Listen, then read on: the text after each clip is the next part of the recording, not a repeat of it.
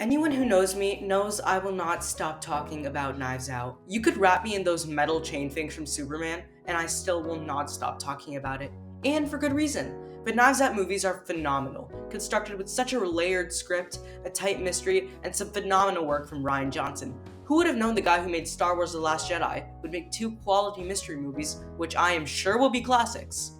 So, a third movie was announced by Netflix with little to no people chirping about it on the usual dumping grounds like Twitter and Reddit and in the streets. But enough dilly dallying, I was fortunate enough to see the movie a month before wide release, early at the Paris Theater, and I had a grand old time. Did I like the movie?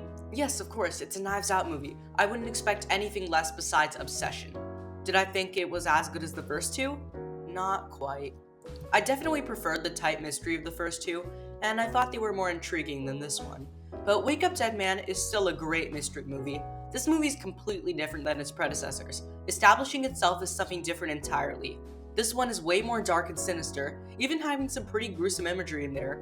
I like that each installment in the series is wildly different from the last, but still has some remnants that make it indeed a Knives Out movie. Out of all of them, this is the one where it takes the mystery the most seriously. This one feels like it's the most likely to happen in reality, which I thoroughly respect. I really enjoyed the franchise taking a new direction, shifting towards a more real premise. It's inventive and clever, but still grounded at the same time, and it actually gets to show us the impact the murder has in this movie in great depth and detail. And I was surprised how true it stayed to how information spreads in the real world. Plus, the way characters react are incredibly accurate, and the chaos floating around feels controlled yet genuine. This is also easily the funniest Knives Out movie. This one relies on a darker sense of humor, and my entire theater was laughing to death.